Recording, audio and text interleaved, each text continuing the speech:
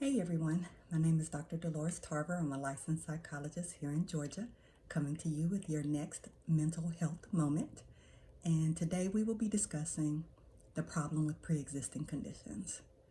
So I'm sure by now you have heard the term pre-existing condition, and you may be wondering, where does it come from? What does it really mean? And why is it being used at times to imply that someone is responsible for things that were done to them? So pre-existing conditions actually came about with this whole managed healthcare system. So if you switch jobs and you switch insurance, then did you have some conditions prior to you starting with your new healthcare coverage?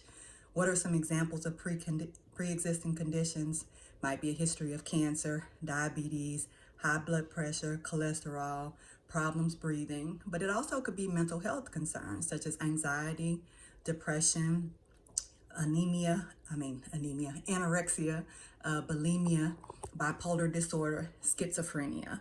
So if you have things that you already were dealing with prior to you switching over to your next healthcare coverage, then at some point you could be denied for coverage.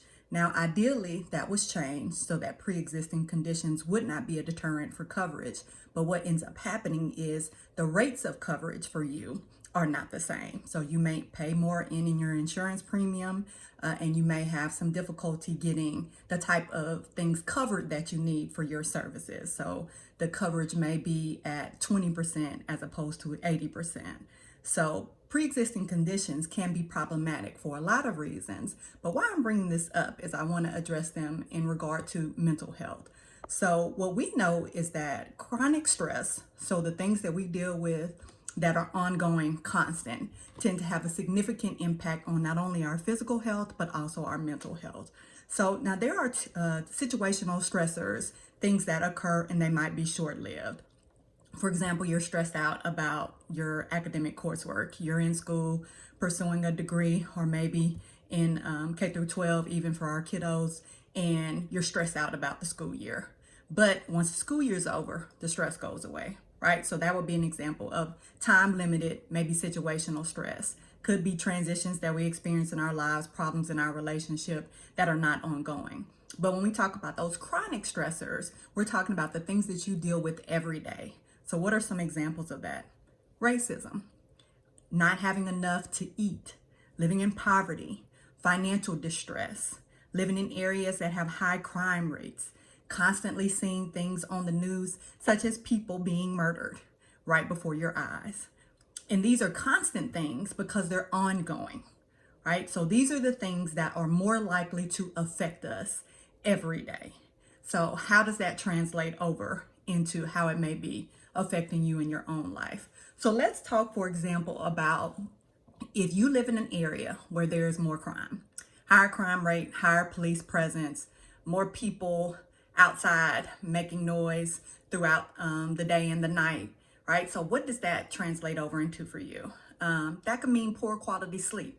It also could mean increased anxiety because you're stressed out about what could be happening in your neighborhood. We've all seen examples of you can be sleeping in your home and police burst through your door. So, right, people are afraid. People are afraid that people could come in their homes unwanted. People are concerned about, hey, what's going on outside? Do I need to be looking outside, checking just to make sure if I hear a noise, right? So think about the effects of long-term loss of sleep or inadequate sleep. And that would be defined as 5 hours or less on a regular basis where you're not getting good sleep. Or if you have a shift work job, or if you have to work third shift, you're trying to manage your household, so someone is there with the kids, and so somebody makes that sacrifice of working third shift, and so that quality of sleep is often poor. Okay, what's another example? If you live in an area where you don't have access to adequate food supply, some people call them food deserts. You might live in a neighborhood where there is a liquor store on every corner. You can go in the corner store and get you some cigarettes and some chips and some honey buns, but you don't have adequate access to healthy fresh foods, for example, or meat that hasn't been almost but expired. So it's right, you're selling it right at that expiration date. And so people are getting meat that they think is quality meat when really this meat could be detrimental to their health. Or other foods that have been overly processed that are just available. So those frozen preservative enriched foods, as opposed to you being able to get those frozen fruits and vegetables, right? So these are challenges. So what happens when I don't have access to quality food, or there's more stores in my or restaurants in my area that have limited types of food that they sell, and so I'm forced to eat maybe higher in saturated fat, fried foods more frequently, right? So then my incidences of diabetes, high cholesterol, high blood pressure, those go up. But also eating unhealthy foods for prolonged periods of time, or not having access to fresh foods, it also can cause us some problems with our level of energy. So we're fatigued, we feel sluggish, we're not able to attend and concentrate in the same ways, right? We start having problems with our bowels, our ability to be able to process food in a healthy way. So again, what is that going to impact? It's going to impact our sleep.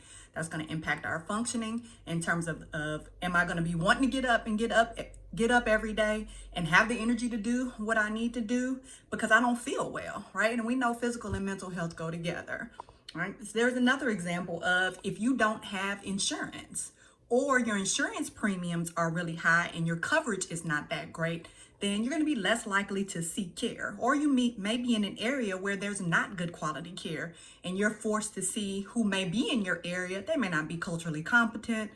The wait times there may be long. You may have to go utilize emergency services more frequently. So what are you going to do? You're not going to go to those services. We know that there is absolutely discrimination that can occur when people are in areas where they have limited medical insurance, health insurance, or their quality of insurance isn't that great. Providers don't want to see you. They spend less time with you. You may not get, if you're in pain, you may not necessarily get different types of medication in the same rate that you would if you had another quality insurance. People may see you as drug seeking more frequently. People also will see that you're only coming in for crisis services, and maybe you don't have any maintenance care plan. So they make some assumptions about that and will not give you different types of medications or other services that you may need, right? And that pre-existing condition, who does that end up getting blamed on? That ends up being blamed on you. So you're now responsible for your lack of adequate resources, lack of adequate health insurance, lack of adequate food to eat, lack of adequate ability to be able to sleep and rest well, and all of the conditions that come along with that. Then now that's your fault and you're being blamed for it. And you will hear people tell you, well, stop eating all that fried chicken, or y'all need to leave that fat back alone, or that's because y'all don't go to the doctor. That's why y'all have all these problems, not addressing the other issues that are underneath that. So how can that affect us in other areas? Guess what pre-existing conditions do? They make it harder for us to do everything. So let me give you some examples. You've already seen in the news who is affected most by COVID-19, people that have pre-existing conditions. So guess what? It makes it harder for you to fight off COVID-19. It makes it harder for you to fight off oppression. It makes it harder for you to manage grief. It makes it harder for you to be able to manage these mental health conditions that also come along with some of these other pre-existing conditions. It makes it harder for you to manage your marital stress. It makes it harder for you to work and be productive at work. It makes it harder for you to manage all of the day-to-day activities that you have to complete with your children. It makes it harder for you to be able to deal with loneliness and other illnesses. It makes it harder for you to trust other people. It makes it harder for you to want to fight for your benefits. And more importantly, it can make it really hard for you to want to live every day. So what do we do with all of this? I know that sounds really overwhelming and may put you in a position of hopelessness. That's not the purpose of this video podcast. It is simply to allow you to understand how dangerous the use of pre-existing conditions can be for our mental and physical health, and also for us to just get the equality and justice that we need without people bringing up, but what did you do to yourself to put yourself in this situation? Right? So for a lot of people, a pre-existing condition could be their ethnicity. This was something I was born into. Could be your gender. Could be your sexual orientation. Right? So these are things that people always bring up in these types of situations where, what did you do? Well, you shouldn't have been there. Well, that's what you get for being in that ethnic group or whatever. Right? So we want to get to a point where we no longer identify by a pre-existing condition or other characteristics. Okay, so what we can do is, one, it's very important that we give people greater access. Now, what that may mean is that we have to work together in order to provide that access. So we may want to serve some of our hours, volunteer our time to go to makeshift clinics.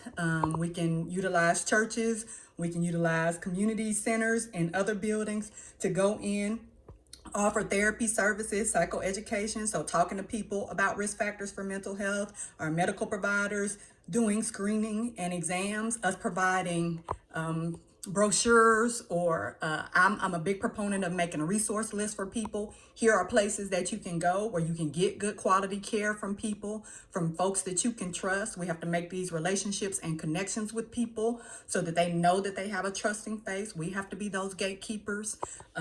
We also may need to bring food into areas to give people access to food.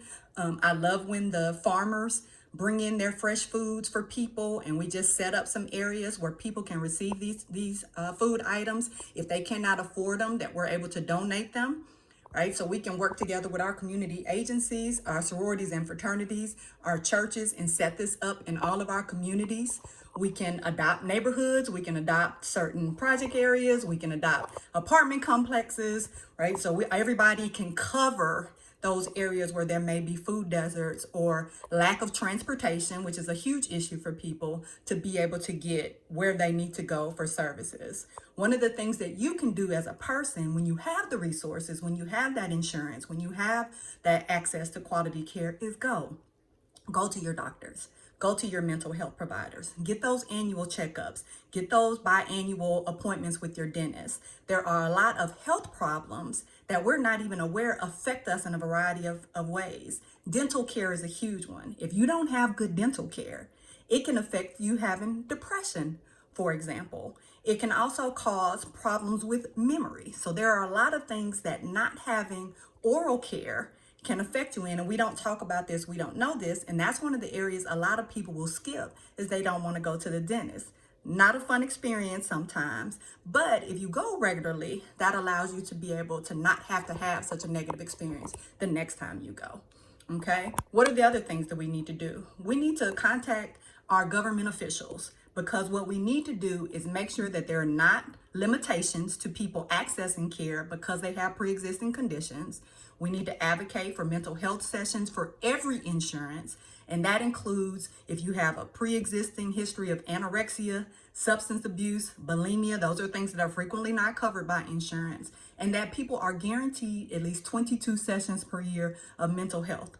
Even if you don't go and utilize them, they're there if you need them. And that's about how long it takes for us to really make some progress with people. We also want to make sure that if you need to go and get a scan, and I am a believer that everybody needs a baseline MRI.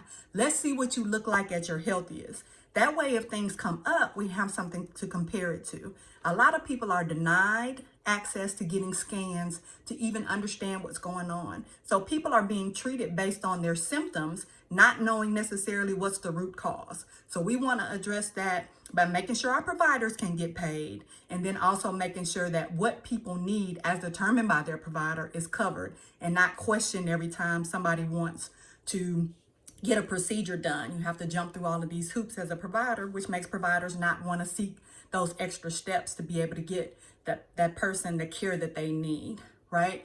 The other thing that we want to do is education. Education is so very important to help people understand what it means to have a pre-existing condition. How does that limit you in terms of even getting life insurance? How can that limit you in terms of some of the access that you need to services later on in life, right? Is this something that's going to follow you if you want to go into the military? That's a huge concern for people, which is why they don't want to seek services. Then also our police officers, right? Nobody wants to be diagnosed with anything because it can prohibit them from being able to get into the field of law they want to go into, or military service, or other areas, even traveling abroad sometimes, right? So we want to provide some education about how we can address that, and talk to people about you can still have a mental health condition And that not mean you can't serve. We want it to be managed effectively, and we want to understand how your symptoms are affecting you and where you are in your progress so that we can make sure you're safe and other people are safe. Okay? So what are the other things that we can do? We can commit to seeing people outside of a pre-existing condition. You are a person, you are not a condition. So I don't need to be telling you you're a schizophrenic or you're a bipolar. I need to say you are a person first, and then if you are experiencing some other things, then we can talk about those later. Not that we need to be bringing that up in conversations in general, but you are a person that is learning to manage your diabetes as opposed to seeing you as a diabetic, because that negative label can also interfere with people following through with good access, good care, and also following through with the recommendations provided by their treatment providers. Okay, see me, value me, respect me, hear me, encourage me, support me, and help me. Okay, be encouraged.